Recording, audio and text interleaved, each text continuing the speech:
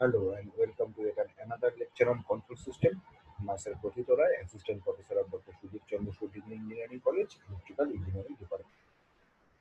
So till now we have learned about the mathematical modeling of physical system, mechanical system, spring mass transport system, also the nodal analysis of the system, followed by the voltage current and force voltage and the force current analogy to find the electrical equivalent of a mechanical system, and also the nodal analysis to find the transfer function of that system. So today we will discuss about the rotational system.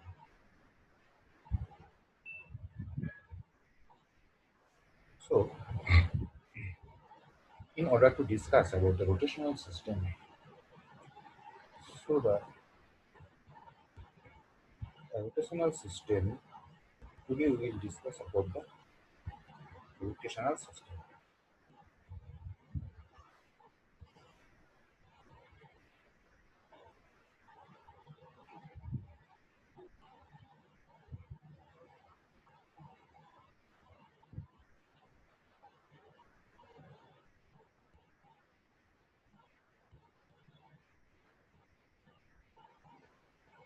So in order to discuss the motion of a rotational system,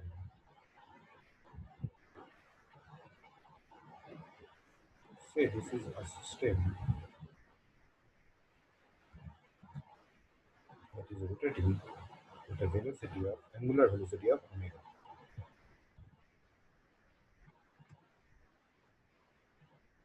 So here we are already started about the velocity that is called the linear velocity, that is v. So this linear velocity now is replaced by an angular velocity called omega. So this is mounted say on the shaft, and the shaft is rotating, and this rotational this motor or the rotor of the system is also rotating. So when it is come in the conception of the rotation, so it is means that the force that is applied to the system, that is the linear force, is replaced by the torque T. So T is generally known as torque in case of the rotational motion. The linear force that is here known F is replaced by the torque. Whether the angular displacement is replaced, X is replaced by the theta. It is called the angular displacement. It is replaced by theta. The linear displacement is X and the angular displacement is theta. And where all the conceptions of the frictional forces, the restraining forces are there. So this is and if you see that the direction of the force and direction of the restraining forces, that is force which is applied in opposite to the direction of the motions, the directions are given that the torque is the downward direction and all are in the upward direction. It is suggested that directions are opposite to each other of the forces that is applied. And another is force is known as G, that is G, it is known as inertia. Whether in case of the linear motion it was M, but in case of the rotational motion the M is replaced by the inertial force called J. So the equation can be written as in this way: G into, we are writing that M into d2x by dt square. So theta by dt square plus G into d theta dt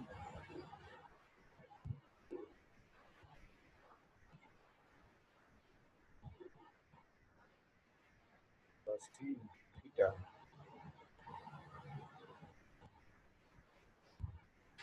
the angular displacement equal to the force that is applied to the system is torque. So if I take the Laplace transformation, keeping all the initial conditions equal to 0. So we can write this square into j into theta s plus s into b theta s Laplace domain plus p into theta s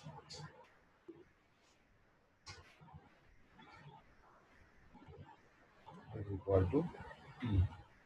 So the transfer function, that is the displacement, is that is the output is the theta s and input is the torque,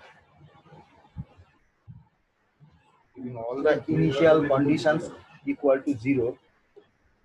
The transfer function can be found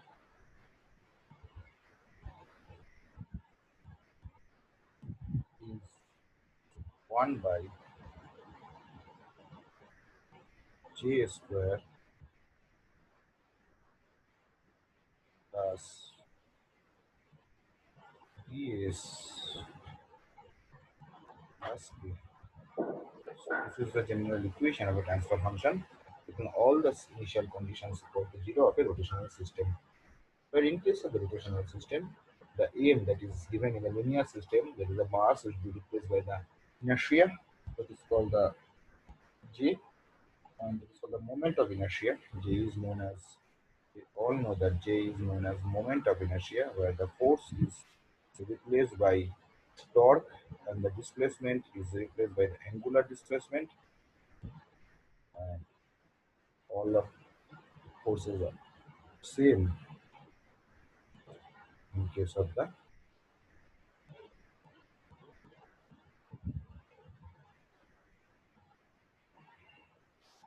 all the force that is acting in opposite the direction of the motions are same.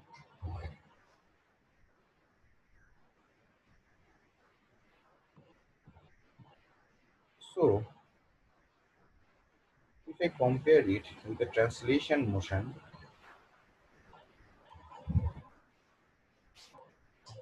or an RLC series circuit, so in case of the translation motion,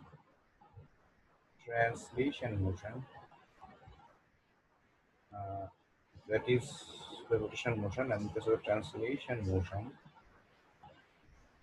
we can write that equation in terms of in this way, that is m into d2x dt square, m into d2x dt square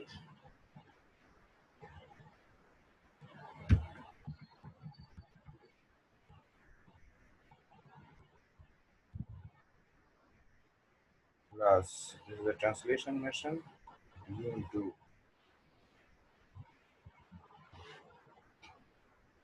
dx dt plus kx equal to, if this is a translation motion and this is a rotation motion. Now, in case of the RLC circuit, so RLC parallel and series circuit is known to us. This one, RLC series circuit, m d2 theta by dt square plus r dq dt plus q by c equal to v, and RLC parallel circuit that we have done, c into d2 theta dt square plus 1 by r d theta dt plus q by l equal to I. So if I compare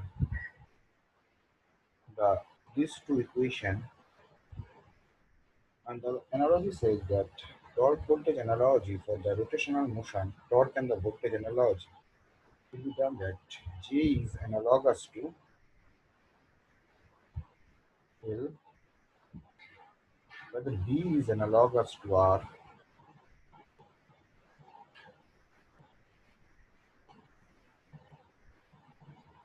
and whether P is analogous to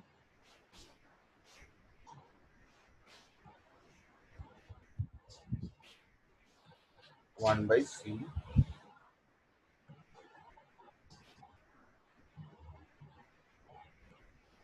followed by, in case of the torque current analogy, we've seen that torque is analogous to current I, where torque is analogous to the voltage, torque is analogous to the voltage too,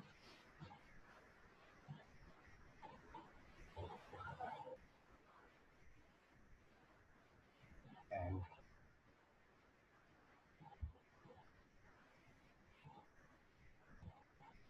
J is analogous to the RLC, capacitor C, B is analogous to 1 by R,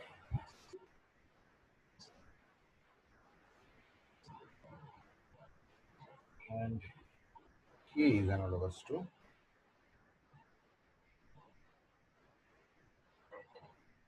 by L.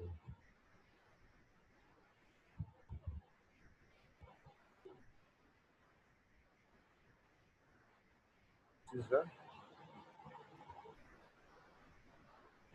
analogous part that we have done. Putting the parallel RLC circuit with the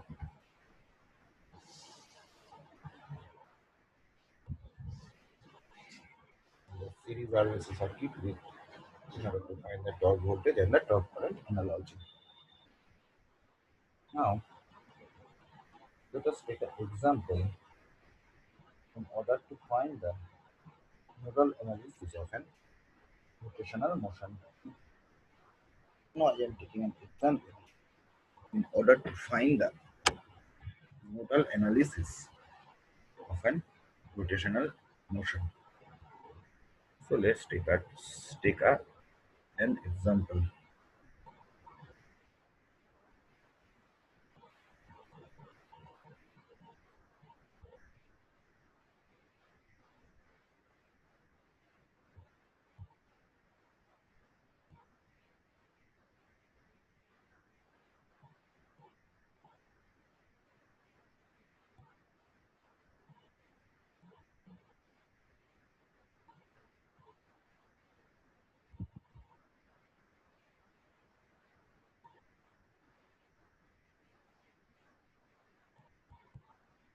This is K2, this is K1.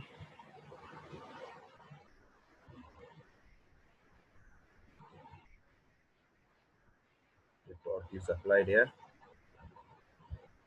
Torque P.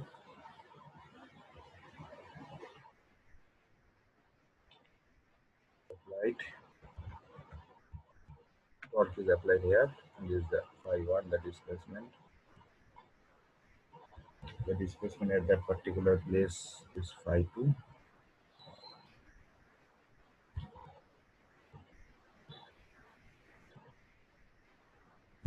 this is the frictional force that is occurring called the B1.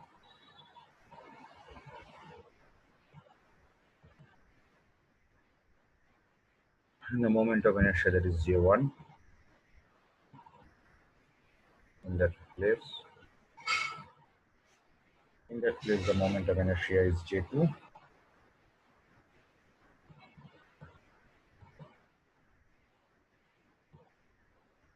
Followed by an frictional force B2. Another frictional force that is acting here as a B3.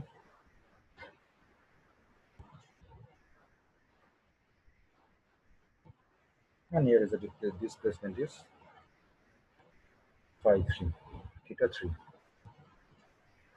So you have to find the force current analogy.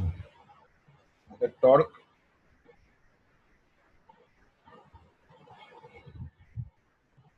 first we go for the nodal analysis. First we'll go for the nodal analysis.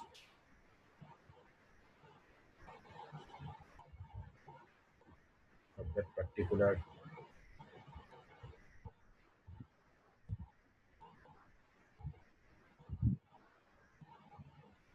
system.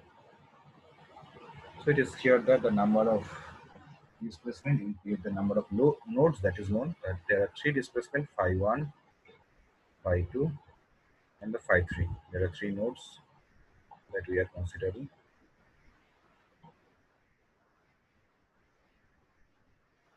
The phi 3.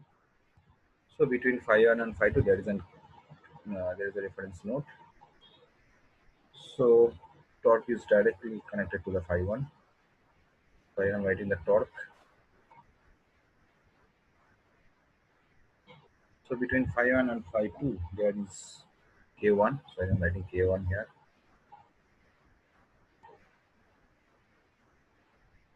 So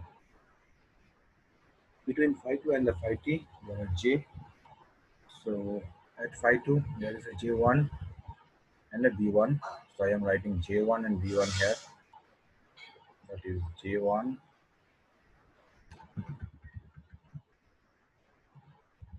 I am writing J1.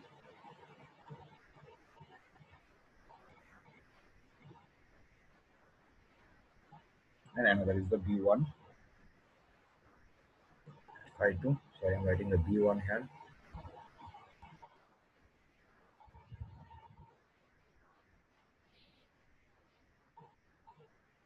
So between phi 2 and the phi 3, there is a B3. So between phi 2 and the phi 3, I am writing a B3. And at phi 3, there is an J2 and there is an K2 and a B2. So I am writing J2.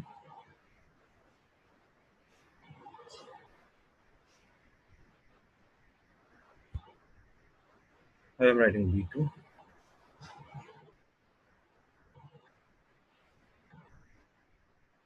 And I am writing K2. So that is the nodal analysis that I have done. This is called the nodal analysis.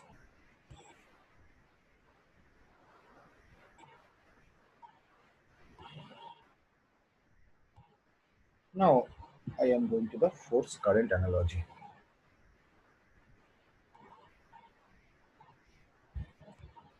I am going to the force current analogy of that particular system.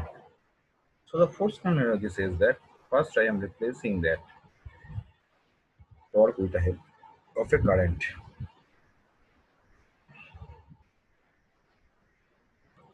And now from the previous figure that between theta 1 and theta 2, there are three nodes 1, 2, and 3. There will be an inductor L1. That's the same as the previous one we have done. So at node 2, the J will be replaced by the capacitor C. J will be replaced by the capacitor C. And R will be, and the B will be replaced by the R1. So this is the capacitor C, and this is the R1. So between 2 and 3, there is an B3, so it will be replaced by R3. So now at that node 3, J will be replaced by the capacitor C2. J will be replaced by the capacitor C2.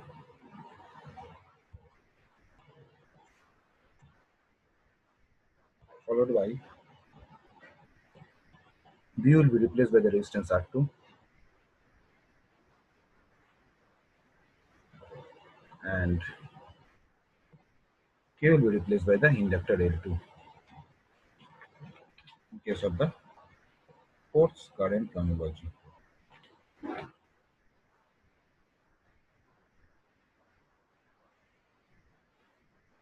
is the force current analogy.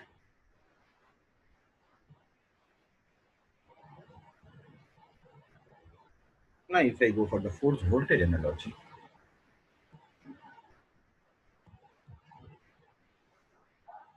so there will be a voltage source and this inductor will be now connected in parallel, and it will become as a capacitor. And these two are connected in parallel when we go to the series, and this capacitor C1 became the inductor L1, and it is going to the series both L1 and R1. It will be L1 and it will be R1,